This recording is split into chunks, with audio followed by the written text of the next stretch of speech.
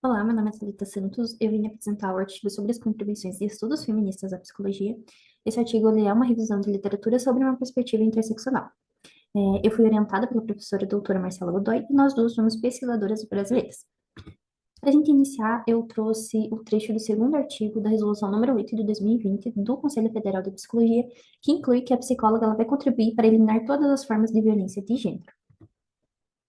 Então, quando a gente fala de psicologia feminista interseccional, a gente está falando de uma ciência emancipada dentro das ciências psicológicas, que vai ter um enfoque maior na subjetividade da mulher entre as suas várias intersecções. Então, a mulher preta, a mulher branca, a mulher trans, a mulher lésbica, considerando todas essas intersecções, que são categorias que ela vivencia dentro da sociedade. E a gente vai falar um pouquinho melhor sobre o que é intersecção e interseccionalidade nos demais slides. Então, a psicologia feminista interseccional, a PFI, como eu vou chamar aqui, ela critica a psicologia hegemônica e a sua negligência da vivência das mulheridades. É uma proposta de reconfiguração das relações sujeito-objeto na psicologia pelo feminismo. Ela é uma perspectiva que também vai criticar as abordagens individualizantes e apolíticas. E a interseccionalidade é um conceito que se refere à interação entre diversas formas de opressão na subjetividade da mulher. Ela é uma ciência que foi, né, uma experiência que foi vivenciada pelas mulheres pretas, feministas, e que foi incluída no feminismo a partir do enegrecimento dele, né? Então, assim como a psicologia, ela tinha um discurso muito privilegiado, nesse caso das mulheres brancas, que foi reformulado a partir do feminismo negro. Então, a gente vai destacar aqui que a PFI, ela atua na promoção da autonomia e do protagonismo das mulheridades.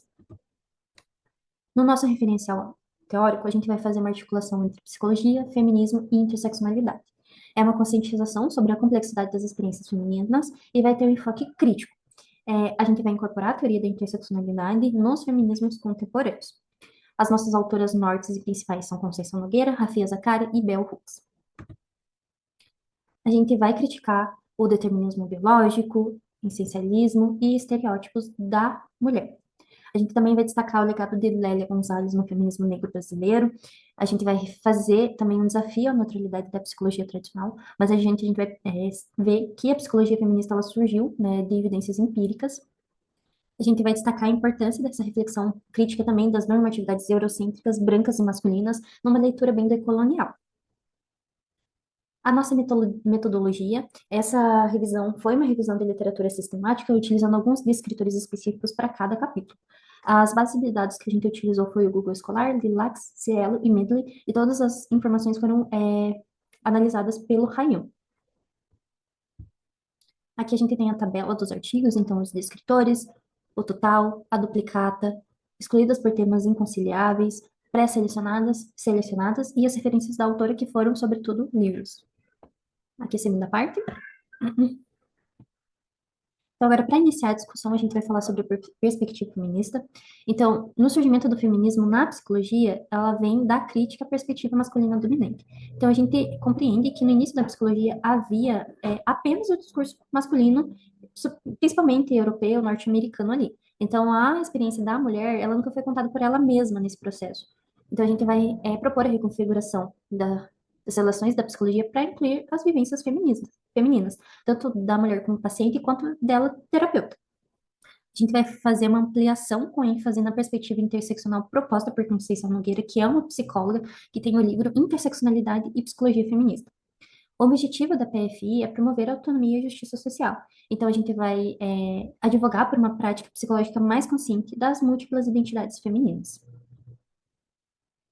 Quando a gente fala de feminismo, assim, quando a gente fala sobre psicologia, a gente pode surgir uma ideia de unicidade, né? Então, a psicologia e o feminismo. Mas, na realidade, a gente fala sobre ciências psicológicas e a gente fala sobre feminismo. Então, dependendo da área que você estiver falando, a gente não pode estar na mesma conversa. Então, aqui a gente usa o feminismo interseccional e aqui a gente usa a psicologia feminista interseccional. Então, a gente tem essa visão panorâmica das distintas ondas do feminismo ao longo do tempo, das suas alterações conforme a época. A gente vai fazer um enfoque na inclusão de experiências de mulheres não brancas e não privilegiadas. Então, a gente vai tratar essencialmente das autoras negras, das autoras trans, das autoras indígenas, e etc. A gente vai identificar essas lacunas na representação das mulheres de outras minorias no escopo teórico. E a gente vai destacar a necessidade de reconhecimento e da abordagem das intersecções de raça, classe, status migratório, entre outros. O que vai trazer essa reflexão sobre os desafios que são enfrentados e os avanços alcançados pelo feminismo interseccional. Então, a gente sabe que a psicologia feminista interseccional ela vai ter um desafio muito grande para se manter, porque o discurso biomédico, psiquiátrico, psicológico, ele ainda está muito frisado no discurso dominante e hegemônico que foi desde o começo dessa ciência. A gente também está falando aqui que não é um feminismo aplicado à psicologia, mas uma ciência psicológica feminista emancipada. Então, não se trata da inclusão desses conceitos de modo superficial, mas a gente, como disse, vai ser uma reconfiguração. Então, para a gente saber um pouquinho mais, o feminismo na psicologia, ele surgiu na segunda onda, como a revista Psychology of Women, que foi realmente psicólogas feministas que começaram a fazer pesquisa, especialmente ali na questão de evidências empíricas. Então, a gente vai analisar como o impacto do patriarcado afetou, a compreensão da subjetividade humana, especialmente da mulher, a partir das pesquisas dessas mulheres. E como é importante, né, a gente sempre está produzindo de mulher para mulher, porque, embora a gente sabe que o rigor metodológico ele deve ser a principal preocupação de qualquer pesquisador, a gente sabe que nós temos, né, esse propósito de tornar a ciência um pouco mais feminina, assim. E dentro da nossa pesquisa aqui, a gente vai entender que esse feminino, ele é os femininos, né? Então, mulheridades. É um conceito que foi aplicado no artigo sobre a não unicidade da mulher. Então, a gente faz a reflexão que várias experiências únicas e variadas moldam a experiência de vida dessas mulheres. Então, a gente sabe que o reconhecimento das construções sociais históricas afetam as mulheres de maneira desigual. Então, a experiência que uma mulher negra tem no Brasil não é a mesma que uma mulher branca. A gente tem que compreender como a raça, a classe e gênero vão se convergir, até mesmo no espaço terapêutico. A gente precisa analisar de forma profunda, não apenas superficial. Então, eu reconheço que ela é uma mulher preta, mas quando eu vou fazer uma análise ali do estado mental dela, ou da forma como ela se organizou, internamente, eu não vou considerar o efeito do racismo sobre isso, do machismo, né? Ali, quando a gente fala sobre a mulher deficiente, com deficiência, do capacitismo. Então, é importante a gente considerar como essas forças sociais vão afetar a forma como a mulher que está na minha frente se organiza e experiencia a vida dela. E, de modo geral, a gente tem que celebrar a variedade de experiências e identidades femininas, porque nós não somos iguais, nós temos o direito de ser diferente. E é meu dever, enquanto terapeuta, permitir isso no espaço terapêutico, que ela seja diferente de mim, mesmo que eu entenda que nós somos mulheres. E a gente vai tratar de uma sentença que é livres apenas quando todas as mulheridades forem. Então, quando a gente fala da agenda feminista, a gente deveria falar de uma agenda feminista em comum. Então, mesmo que eu seja uma mulher branca, eu preciso me preocupar com os direitos de uma mulher preta, porque o patriarcado, mesmo que ele faça essa diferenciação, na hora da violência é mulher. Então, a gente sabe que o menor resquício de feminino ele é alvo de violência. Então, a gente precisa proteger de forma geral, porque mesmo que nós sejamos diferentes, há algo em comum, o ser mulher. E na clínica psicológica feminista interseccional, a gente vai partir, né, dos pressupostos levantados pela Conceição Nogueira. É um desafio ativo aos padrões prejudiciais internalizados pelas mulheres, né? É uma promoção de um evento terapêutico que valoriza a diversidade das experiências femininas, não apenas acolhimento, mas também politização do espaço terapêutico, que é algo que diverge muito de outras teorias.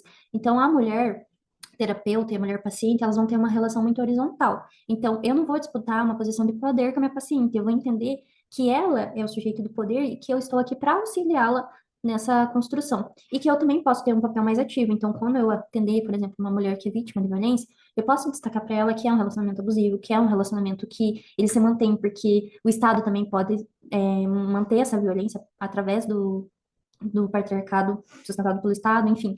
Então, a gente precisa, né, reconhecer esse espaço enquanto terapeuta, que é muito importante.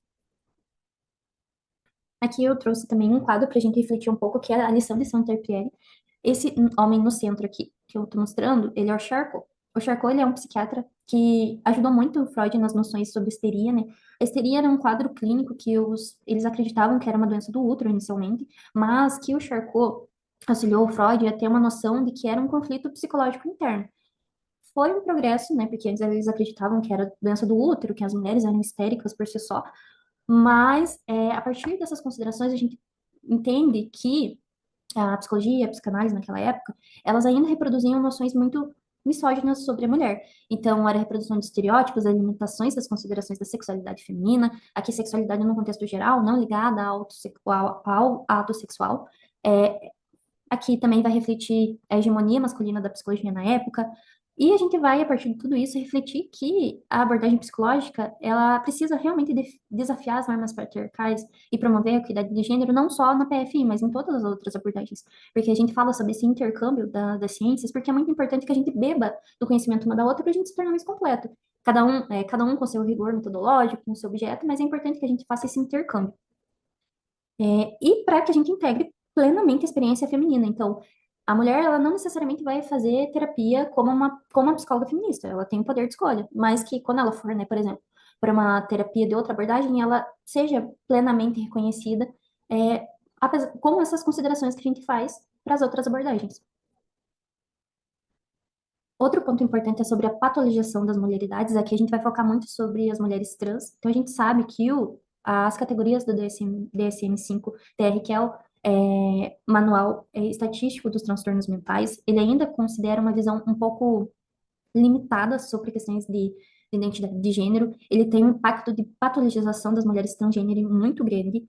A gente sabe que o discurso biomédico ainda é limitado quanto a isso e que a psicologia tem um papel muito importante de questionar e de convidar a reflexão para essas questões e também proteger aquelas mulheres que são diagnosticadas por vezes com categorias diagnósticas que tragam algum malefício, que elas ocupem esse lugar de saber e de poder sobre o corpo delas, sobre a vida delas.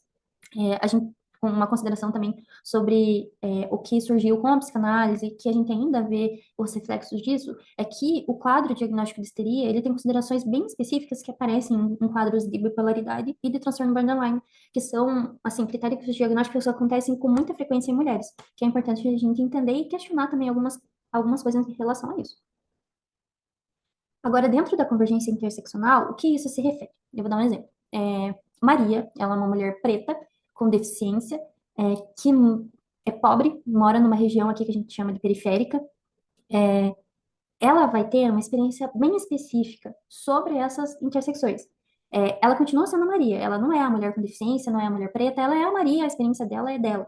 Mas a forma como ela é vista pela sociedade vai interferir no modo como ela vivencia tudo isso, né? Então, para ela chegar na casa dela, ela precisa subir um monte de degrau, não tem acessibilidade. Quando ela vai tentar arrumar um emprego, ela é alvo de racismo por causa do cabelo dela, por causa do nariz dela.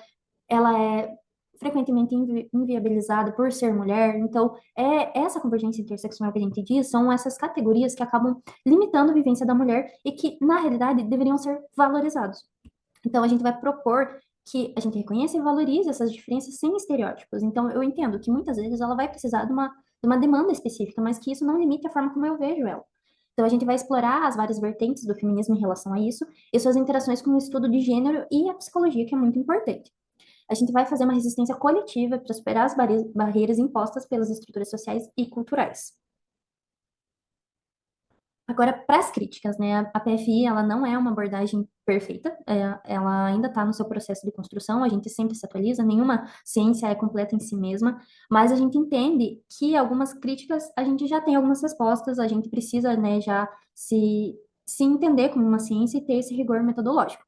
Então, a gente entende as dificuldades em alcançar a neutralidade absoluta na psicologia, na verdade não é nosso propósito, a gente entende que a politização é muito importante, a gente tem a necessidade de uma postura reflexiva por parte dos profissionais para reconhecer seus próprios valores e preconceitos, enfatização de uma abordagem interdisciplinar e crítica na prática psicológica para compreender e abordar questões sociais e culturais relevantes.